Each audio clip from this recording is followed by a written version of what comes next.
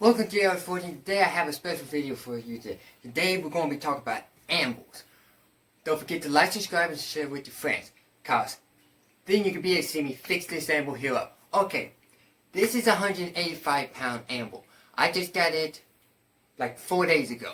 So what we're going to do is we're going to talk about the basic principles of Anvils. And we're going to talk about what all is an Anvil. So, this is an Anvil. Size is broken off right through here, so just kind of imagine there's a little more metal here with a square hole and a little circle. Just imagine that part. You'll be good. Okay. This is the face. There's supposed to be a heel here. In a second, I'm going to show you the heel of an Anvil. There's supposed to be a heel here. This part right here, this little flat part, this is the table. This is where, whenever you're using a chisel, and you kind of, this is pure wrought iron right through here. This is wrought iron with a hardened steel plate for the face of it. Now, this was cast, and then this plate was welded, forge welded on top, all in one big go. This is the horn. When you bang pieces of metal, you do it on this piece. Now, let me show you another Anvil. This is a 57-pound cast steel Anvil, not wrought iron like this. This is just pure steel. Now, this Anvil has a heel. See, just imagine this much of this metal should be like out to here on this one. This one here does not have a push-through hole. This one here, whenever I fix it up, subscribe so you can see the video, will be here. This part here is a little bit right to here that I'm going to be adding on and welding onto this Anvil. Same thing. You got the body, like here. You got the face, that's here. You got the table, and you got a horn. This one here is just smaller, like 103 pounds smaller. Now, let me show you something else. This is also an Anvil, and this is getting a little tall. Okay, this is the exact same thing as this and this, just this was metal liquefied and poured, melted and poured, shot through machinery, and made a piece of railroad track. So then trains could drive over it. Then, I got it from a scrapyard, and no, this piece I got from one of my buddies, and I drilled a hole in it. I cut out the heel, so then I have like this part, which this part here broke off. Just still keep imagining that part until you watch the video. It still it has the face, it has the body, and it has the horn. This will be qualified as an Anvil shaped object, or ASO. So this is also an Anvil. Let me show you something else.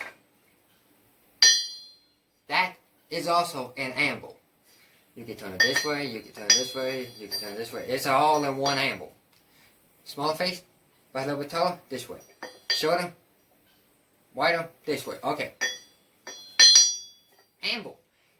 Now, this here, there were certain type Anvils that just came, like right through here, that came just straight up on it. There was no horn, there was no heel, it was just the face and the body and the little features. That's practically like this here, besides it's just a chunk of steel. You can forge with this all day long. But it's not going to be as easy to forge stuff like this, and it's going to be easier to forge as this, or this montage to the Anvil. It's not going to be as easy as this. Okay. This, you stick on a piece of wood or something, or you can weld you a big rod coming out the back of it, or take it to a machine shop, or a welding fab shop, or something like that, and ask them to weld you a rod, and ask them to weld it on. You weld it on, and then you grind a stake on it, or a point on it, and you drive it in a big old stump or something like that, and then you can, or a log, and you can forge on this. Okay.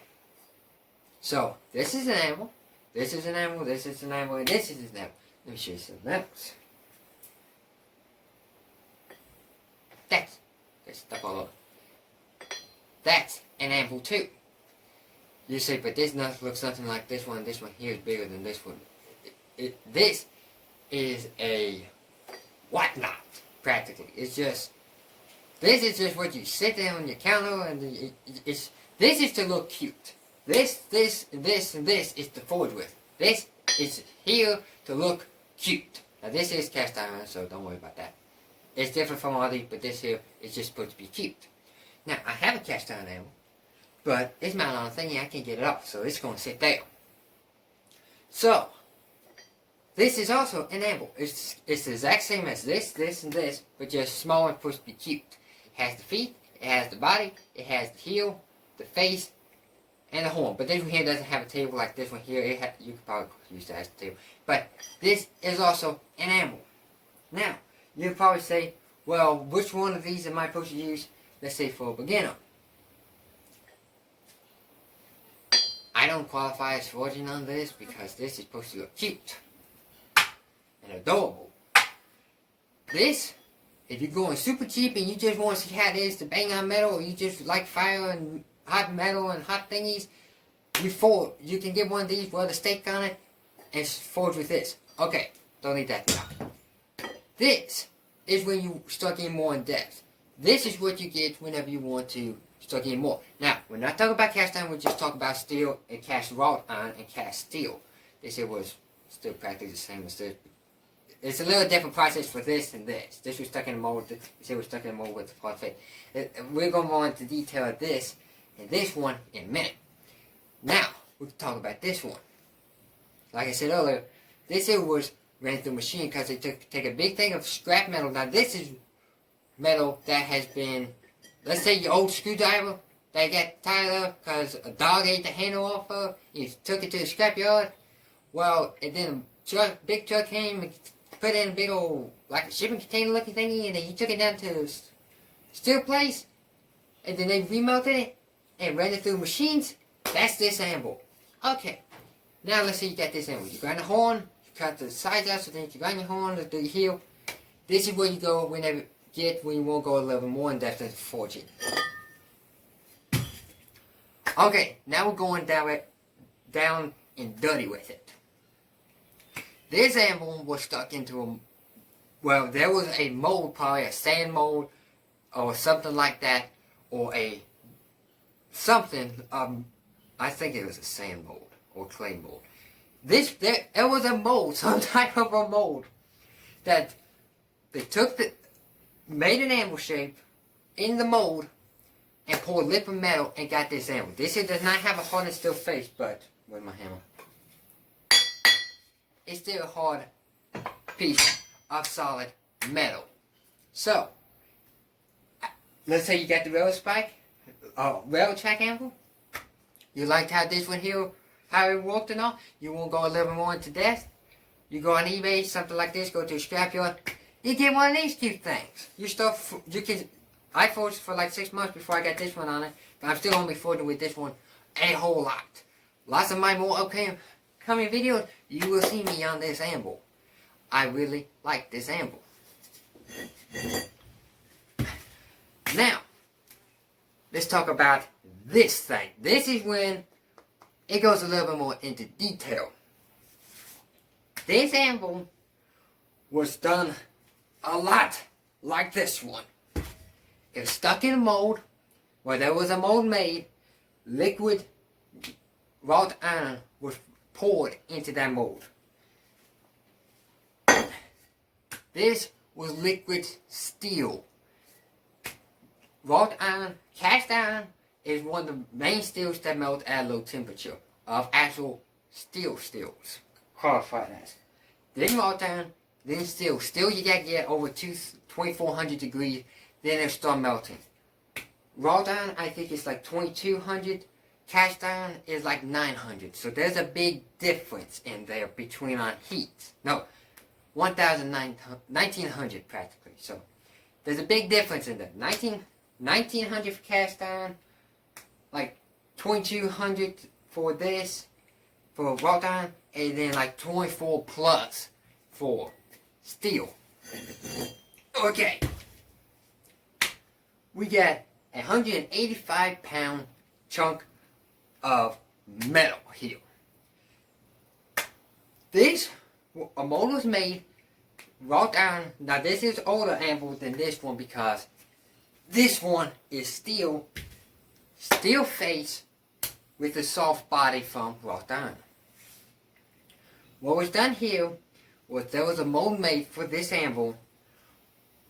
Liquid wrought iron was poured into it. Now, but this was only like, the face was only like this tall. Then, once the whole, but you still gotta imagine a little part right here, so don't worry. You see, one day you will see this thing fixed up with the little part right here, and then you ain't gotta keep imagining it. But until then, it's about this long, about this wide. It's here. It's just think of it as here. You see, look, we take the anvil. It's there. Okay, so a mold was made, liquid wrought iron was poured into it, then it was set to the side to cool. It was right into a thingy, and it got cold. Then what happened is they stuck this anvil in a forge. That's how they used to weld it, plates on here. Or it was directly came out of the machine, and then they reheated it, just the face of it, and then they done it like that. But let's say they done it a little bit late, or a little bit earlier. After they cast the anvil, they let it cool, so all the metal could normalize in the cycle, or they would normalize it before. After they cool it, then they normalize it before they do the welding. Then they take a big piece of plate. Still imagine it. We're gonna put my hand here, but still imagine a big piece of plate here. It was stuck, but let's say a piece of plate this big, which is actually this long, but it was this big, stuck on top of this. After this was heated to like 2100 degrees, nearly the melting point of steel, but it did not they was getting this top layer here practically re-melted. They also heated this here up at the same time. They take this, put it on like a big chunk of metal, so then they can be forge weld it. They wire brush it super hard. They put the hard piece of metal on top of it. Whole bunch of guys, like 4 or 5 of them, start tapping all over the thing, setting the weld. Then they all start hitting on it real hard, completely forge welding this whole entire thing across the bottom to this piece of metal. And that's how this anvil was made. So you got the old versions, which was cast iron, like I got over here, but it just is. Go to Amazon and type in cast iron anvils or anvils. It'll be blue. That's what I'm pointing to over there. I got this anvil. Was the oldest type made. First it was cast iron like that one, but it was made all kinds of sizes. You could get this big, this wide. You could just get huge anvils. Let's say varies the size. Don't worry about that part. Let's say you get like super far back in time, whenever they had cast iron anvils and wrought iron anvils. This face, after like 20 years of steady forging, however many years it took, however much big time forging he did, the blacksmith, this will swell. Well, dip down. Now, let me show you something.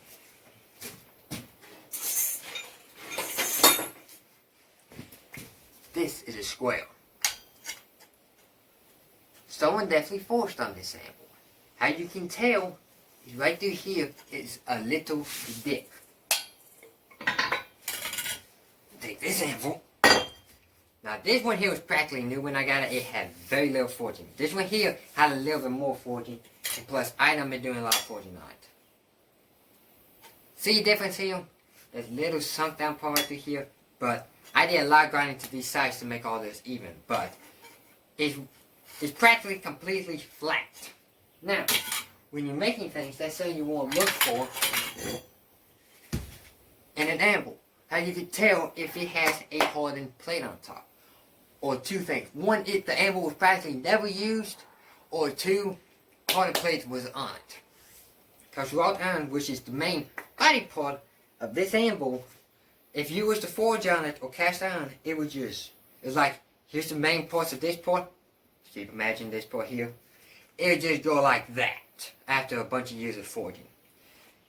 This here had very little forging. It's still been forged on. You can see a little bit of light coming right through here on the bottom. So it definitely had forging done to it. And I think that's whenever this part broke off. But besides that part, this here is still a hard plate on. You say, well, why is it dipping down if it has a hard plate? It's called use of the anvil. So this anvil was used. I grind my face on this one here very well. Like back through here, got lots of deep pits and from rusting, from just sitting out in the weather for years upon years. I'm going to be fixing all this and make this nice and smooth, practically like this one. So this anvil will be fixed up. It will be very nice looking whenever it's done, and it will be used a lot. After I fix this, I'm going to completely clean all this up, and this anvil will become one of my main used anvils.